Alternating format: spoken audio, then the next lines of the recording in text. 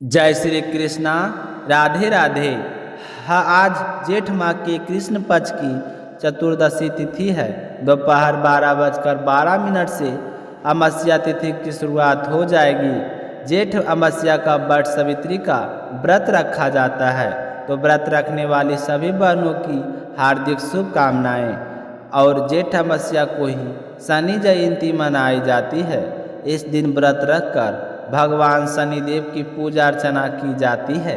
शनिदेव की पूजा सूर्योदय से पहले और सूर्यास्त के बाद करनी चाहिए। इस दिन पीपल वृक्ष में जल छींचकर सरसों का तेल का दीपक जलाने से शनि दोषों से मुक्ति मिलती है। शनि जयंती के दिन चींटियों को आटा खिलाना शुरू करें, जिस आटे में घी और शक्कर मिलाकर तैयार किया जाता है। फिर 7 शनिवार तक लगातार खिलाते रहें। इससे कहते हैं कि मन की मनोकामनाएं पूर्ण होती है, घर में धन वैभव का आगमन होने लगता है। जिन लोगों की कुंडली में शनि दोष हो, उन्हें शनि जयंती के दिन हनुमान चालीसा का पाठ करना चाहिए और हनुमान जी बाबा को तेल और सिंदूर से तिलक करना चाहिए। शनि जयंती के दिन छाया दान करने भी बहुत ही लाभकारी होता है। इसके लिए आप लोहे के पात्र में सरसों का तेल डालकर फिर उस तेल में अपना चेहरा देखकर उस तेल को दान करना चाहिए। जिस दिन व्यक्ति को आप इस तेल का दान करते हैं तो दान करके आने के पश्चात पीछे मुड़कर नहीं देखना चाहिए। शनि देव को न्याय का देवता कहा गया है, इसलिए जो लोग शनि देव की पूजा करते हैं उन्हें कभी भी बेजुबानों लोगों को परेशान नहीं करना चाहिए और ना ही घर बुजुर्गों और महिलाओं का अपमान करना चाहिए। और जो लोग दूसरे के साथ छल कपट करते हैं उन्हें शनिदेव जरूर सजा देते हैं, इसलिए इन सब बातों का ध्यान रखना नहीं चाहिए। जेठ माह के आने वाली अमावस्या बहुत ही फलदायी मानी गई है। इस दिन शनि जयंती के साथ साथ वट सावित्री का व्रत भी रखा जाता है। इस व्रत को सौभाग्यशाली स्त्रियां अपने पति की लंबी आयु और घर परिवार के सभी प्रकार के सुख समृद्धि की कामना करते हुए रखती है। इस दिन महिलाएं व्रत रखकर वट वृक्ष के पास जाकर धूप दीप निवेद से पूजा करती है। रोली और अच्छा चने और चने की दाल चढ़ाकर वट वृक्ष पर कच्चा सूत बांधती है। इस सूत को 7 बार लपेटा जाता है।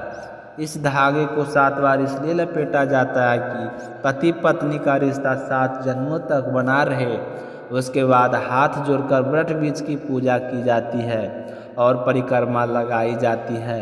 कहते हैं कि वट सावित्री व्रत करने से पति के जीवन में आने वाली अदृश्य बाधाएं दूर हो जाती है, सुख समृद्धि के साथ लंबी आयु की प्राप्ति होती है।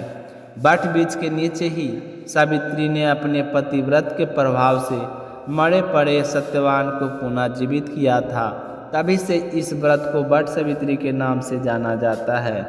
वट सावित्री का व्रत जेठ माह की कृष्ण पक्ष की त्रयोदशी तिथि से शुरू हो जाता है और अमावस्या तक 3 दिनों तक रखा जाता है। त्रयोदशी तिथि के दिन ही सुहागिन महिलाएं वट वृक्ष के पास जाकर अपनी अखंड सौभाग्य और पति की लंबी आयु तथा सुख समृद्धि के लिए व्रत का संकल्प करती है। इस प्रकार संकल्प करके 3 दिन उपवास करने की शक्ति ना हो तो केवल अमावस्या को उपवास रखकर प्रतिपदा तिथि को पारण करना चाहिए। कई जगहों पर अमावस्या के दिन ही दोपहर के बाद व्रत का पारण कर दिया जाता है। जब आप व्रत रखें तो इस व्रत में सावित्री और सत्यवान की पुण्यमय कथा अवश्य सुने। सभी श्रोताओं को शनि जयंती और वट सावित्री व्रत की हार्दिक शुभकामनाएं। आपका जीवन मंगलमय हो, इसी कामना के साथ शुरू करते हैं आज की कथा। बोलिए गणेश जी महाराज की जय हो। एक समय की बात है, एक गांव में एक भाई बहन रहा करते थे। बहन का नियम था कि वह रोजाना अपने भाई के दर्शन करके उसी के बाद भोजन करती थी। तो इसी तरह दोनों भाई बहन बड़े हो गए और उनकी शादी कर दी गई। बहन अपने ससुराल चली गई। अब वहाँ भी जल्दी जल्दी घर के काम खत्म करती और फिर अपना भाई का मुंह देखने के लिए अपने मायके चली आती। अपने भाई के मिलने के बाद ही घर जाकर भोजन करती। तो एक दिन रास्ते में एक पीपल के नीचे गणेश जी की मूर्ति रखी थी। उसने भगवान के सामने हाथ जोड़कर कहा कि हे गणेश जी भगवान, मेरे जैसा अमर सुहाग और मेरे जैसा अमर पीहर सबको दीजिए। यह कहकर वह अपने मायके चली गई।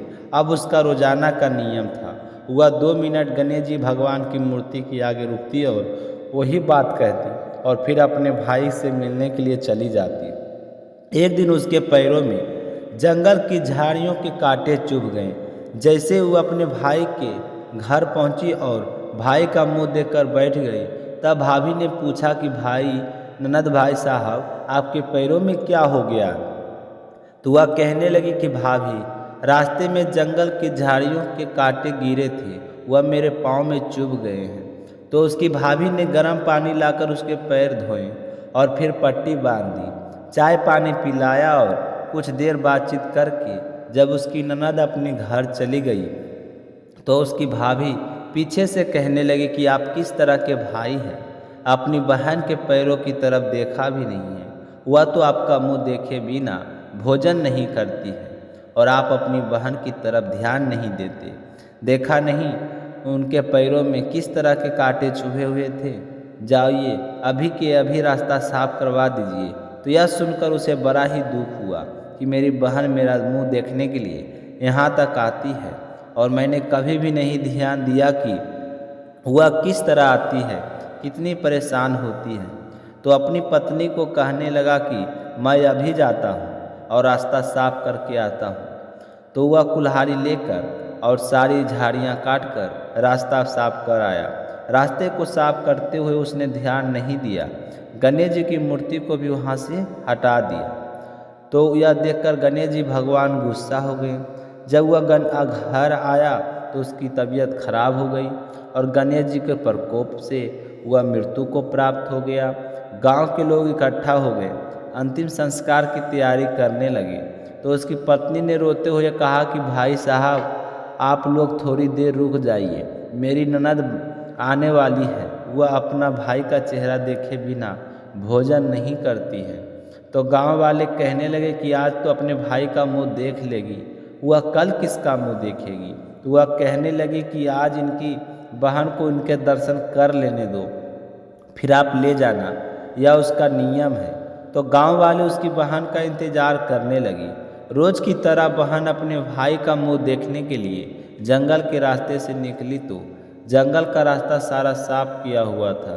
तो वह आगे बढ़ी तो उसने देखा कि सिद्धि विनायक की वहाँ पर नहीं थे। तो वह सोचने लगी कि गणेश जी की मूर्ति कहाँ गई।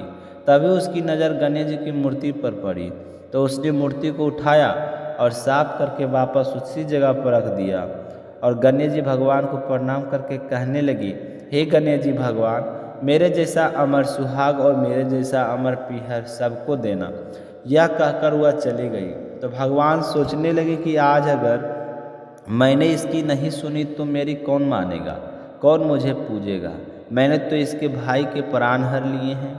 तो सिद्धि विनायक ने उसे आवाज़ दी कि बेटी, इस खेजड़ी के 7 पत्तियां तोड़कर ले जा और उसे कच्चे दूध में घोलकर तुम्हारे भाई के ऊपर छींटा मार देना, तो वह उठकर बैठ जाएगा। तो यह आवाज़ सुनकर बहन पीछे मुड़ी तो पीछे कोई नहीं था। तो वह सोचने लगी कि कौन था, कौन मुझे आवाज़ दे रहा था? कोई बात नहीं, जैसे सुना है वैसे कर लेती हूँ। तो उसने 7 खेजड़ी की पत्तियाँ तोड़ी और अपनी चुनरी के पल्ले में बांध ली और अपने भाई के घर पहुँच गई। वहाँ जाकर देखा तो खूब सारे लोग इकट्ठा होकर बैठे थे। भाभी रो रही थी और भाई की लाश रखी थी। तो यह देखकर उसे बहुत ही दुख हुआ। फिर उसे पत्तियों वाली बात याद आई। तो जैसे उसने सुना था उसी तरह उसने दूध में उन पत्तियों को घोलकर अपने भाई के ऊपर छींटा दिया। तो उसका भाई तो उठकर बैठ गया और कहने लगा कि बहन, आज तो मुझे बहुत गहरी नींद आई थी। तो भाई की बात सुनकर उसकी बहन कहने लगी कि भैया, ऐसी गहरी नींद तो किसी दुश्मन को भी ना आए। यह कहते हुए उसने सारी बात अपने भाई को बता दी। तो यह सुनकर उसके भैया और भाभी बहुत ही खुश हुए और गांव वालों को भी यह जानकर बड़ी हैरानी हुई। सारे लोग कहने लगे कि बहन में सत्य था जो उसने अपने भाई को मौत के मुंह से वापस निकाल लिया। और सारे गणेश जी भगवान का जय जयकार लगाने लगे। हे गणेश जी भगवान, जैसे आपने उस लड़की के भाई की रक्षा की, वैसे ही सभी बहनों के भाइयों की रक्षा करना और उनका अमर पीहर और अमर सुहाग बनाए रखना। जो भी आपकी इस कथा को श्रद्धा भाव से सुने, उसकी सारी मनोकामनाएं पूर्ण करना। बोलिए गणेश जी भगवान की जय हो। अब अपने सुनेंगे शनिदेव की कथा। बोलिए शनिदेव की जय हो। बोलिए भोले शंकर की जय हो। एक समय की बात है, स्वर्गलोक में 9 ग्रहों में आपस में वाद विवाद हो गया था कि सबसे बड़ा कौन है। सभी देवता अपने आप को बड़ा बता रहे थे। विवाद इतना बढ़ गया कि आपस में युद्ध की स्थिति बन गई और सारे देवतागण मिलकर देवराज इंद्र के पास पहुँचे और वहाँ जाकर कहने लगे कि हे देवराज, आपको हमारा निर्णय करना है कि हम सब में सबसे बड़ा कौन है। देवताओं का यह प्रश्न सुनकर देवराज इंद्र भी उलझन में पड़ गए कि भगवान इंद्र सोचने लगे कि मैं इनके प्रश्न का उत्तर देने में असमर्थ हूँ। अगर मैं किसी को एक को बड़ा बताऊंगा तो दूसरा नाराज हो जाएगा। यूं ही सभी देवताओं की ईर्ष्या का पात्र बन जाऊंगा। तो इस तरह सोच विचार करने के बाद में देवराज इंद्र कहने लगे कि देवताओं में आपके प्रश्न का उत्तर देने से असमर्थ हूँ। हम सभी लोग पृथ्वी लोक में उज्जैनी नगरी में राजा विक्रमादित्य रहते हैं, उन्हीं के पास चलते हैं। सुना है कि वे सभी का न्याय करते हैं, तो हमारा न्याय भी अवश्य करेंगे। तो देवराज इंद्र सभी देवताओं को लेकर उज्जैनी नगरी में जा पहुँचे। तो जैसे ही विक्रमादित्य के महल में पहुँचे तो राजा विक्रमादित्य ने उनका खूब आदर सत्कार किया और हालचाल पूछने के बाद में उनके वहाँ आने का कारण पूछा तो देवताओं ने कहा कि राजा विक्रमादित्य, हमारे सामने एक बड़ी ही विकट समस्या उत्पन्न हो गई है। आप उसका निवारण कर सकते हैं। आपको यह बताना होगा कि हम सब में सबसे बड़ा कौन है। तो देवताओं की बात सुनकर विक्रमादित्य भी परेशान हो उठे।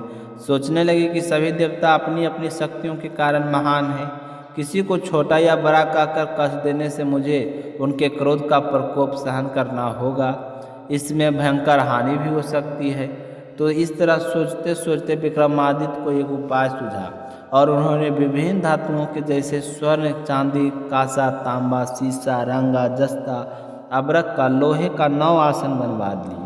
धातुओं के गुणों के अनुसार 9 आसनों को सभी देवताओं को पीछे रख दिया और फिर देवताओं से कहा कि आप लोगों अपने सिंहासन पर बैठना है तो बैठ जाइए। तो देवताओं के बैठने के बाद राजा विक्रमादित्य ने कहा कि आपका निर्णय तो स्वयं हो गया।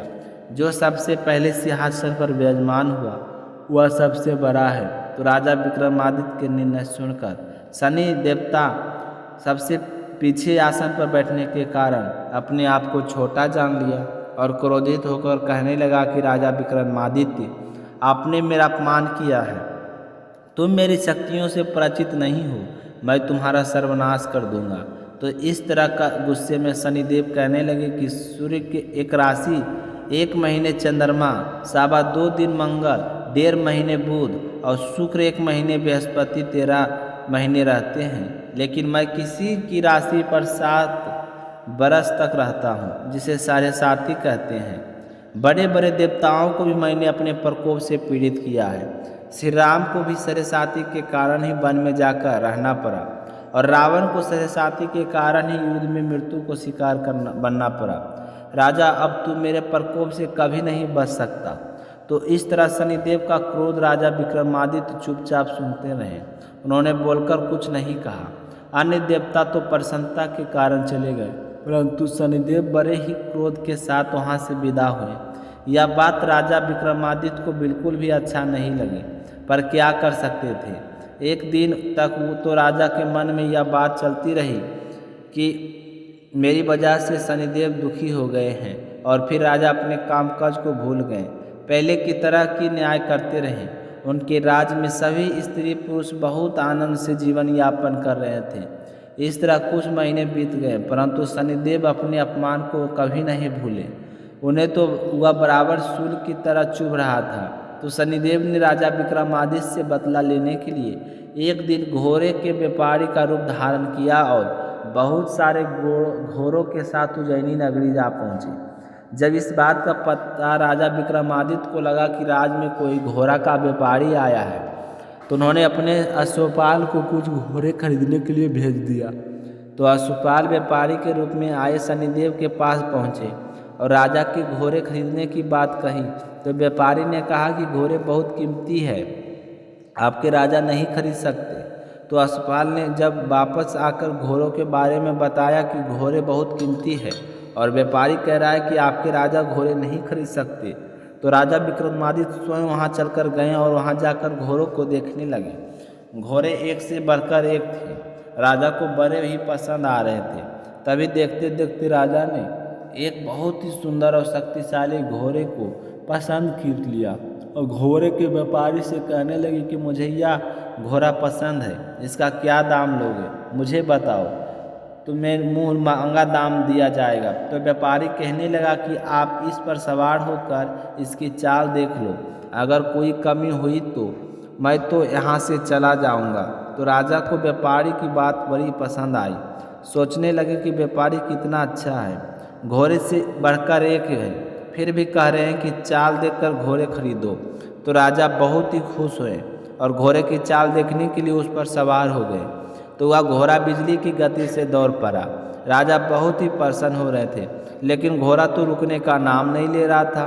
तेज से तेज दौड़ता हुआ राजा को दूर एक जंगल में ले गया। तो यह देखकर राजा बहुत ही घबरा गए कि घोड़ा रुक क्यों नहीं रहा है। तो फिर अचानक से घोड़ा एक घने जंगल में घुस गया और राजा को वहीं गिराकर जंगल में ही कहीं गायब हो गया। अब राजा को तो अपने नगर लौटने के लिए रास्ता भी नज़र नहीं आ रहा था, तो वह जंगल में ही भटकने लगे, लेकिन उन्हें लौटने का कोई रास्ता नहीं मिला। राजा भूख प्यास से बेचैन हो गए। सूर्यास्त होने वाला था, तो राजा को एक रास्ता नज़र नहीं आया। उस रास्ते पर चलते चलते जैसे ही कुछ दूर बढ़े तो उन्हें एक चरवाहा मिला जो अपनी भेड़ों को लेकर अपने गांव की तरफ जा रहा था। तो राजा ने उससे पानी मांगा, तो उस चरवाहे ने राजा को पानी पिला दिया। तो राजा ने को पानी पीकर बहुत ही संतुष्टि मिली। तो राजा ने उस चरवाहे को अपनी अंगूठी निकाल कर दे दी और फिर उससे पूछा कि यह रास्ता किस ओर जाता है। तो वह चरवाहा कहने लगा कि यह पास ही के नगर में जाता है। तो राजा उसी रास्ते पर चलते हुए के पास के नगर में पहुंच गए। नगर में घुसते ही एक सेठ की दुकान थी, तो दुकान पर बैठ कर कुछ देर आराम किया। उस सेठ ने राजा से बातचीत की, तो राजा ने उसे बताया कि मैं उज्जैनी नगरी से आया हूँ, पर राजा यह नहीं बताया कि मैं उज्जैनी नगरी का राजा हूँ। तो राजा वहाँ कुछ देर बैठे रहे। तो राजा के बैठने से सेठ जी की खूब बिक्री हुई। तो सेठ मन ही मन सोचने लगे कि यह आदमी बड़ा भाग्यवान है, जब से दुकान पर आकर बैठा है तब से बहुत अच्छी बिक्री हुई है। तो वह खुश होकर राजा से कहने लगा कि आप मेरे घर पर भोजन करें और यहीं पर विश्राम कर सकते हैं। तो राजा यह सुनकर बहुत ही खुश हुआ और सेठ जी के साथ चल पड़ा। सेठ जी राजा को अपने घर ले गया। हाथ मुंह धोने के बाद जैसे ही राजा को भोजन परोसा तो राजा तो भोजन करने लग गए। जिस कमरे में राजा भोजन कर रहे थे उसमें एक खूंटी पर बहुत ही कीमती हार लटका हुआ था। तो सेठ जी कुछ समय के लिए बाहर आ गए। सेठ जी के कमरे से बाहर निकलते ही एक आश्चर्यजनक घटना घटी। राजा के देखते ही देखते सोने की उस हार को खूंटी निगल गई। सेठ जी ने कमरे में लौटकर देखा तो खूंटी पर हार नहीं थी। तो चोरी का संदेह राजा पर किया, क्योंकि उस समय कमरे में राजा अकेले ही थे। तो सेठ जी ने अपने नौकरों से कहा कि इस परदेशी को रस्सियों से बांधकर नगर के राजा के पास ले चलो। तो नौकरों ने वैसा ही किया। राजा को रस्सी से बांध लिया और उस नगर के राजा के पास लेकर चले गए और चोरी करने के बाद में बता दिया। तो राजा ने विक्रमादित्य से पूछा कि आप इस चोरी के बारे में क्या कहना चाहते हैं। तो राजा कहने लगे कि महाराज, मैंने चोरी नहीं की है, मेरी आंखों के सामने देखते ही देखते खूंटी ने हार निगल लिया था। तो यह सुनकर राजा बहुत ही गुस्सा आया और क्रोधित होकर चोरी करने के अपराध में विक्रमादित्य के हाथ पांव काटने के आदेश दे दिया।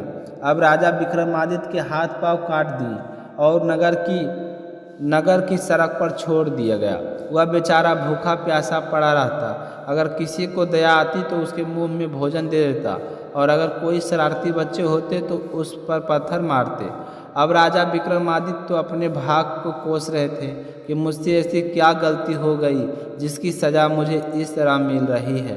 राजा को शनिदेव के प्रकोप की बात बिल्कुल याद नहीं आ रही थी। कुछ दिन बाद वहाँ से एक तेली गुजरा।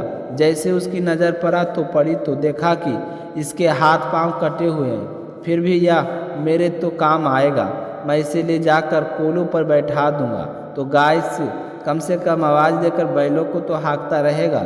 सोचकर तेली ने राजा को वहाँ से उठाया और अपने घर ले जाकर कोलों पर बैठा दिया। अब राजा आवाज़ देकर बैलों को हाँकता रहा। इस तरह तेली का बैल चलता रहा और राजा को भोजन मिलता रहा। इस तरह 7 साल बीत गए। शनि की सरस्वती का प्रकोप बड़ा होने वाला था। उस दिन समय वर्षा ऋतु की शुरुआत हो गई। एक दिन राजा विक्रमादित्य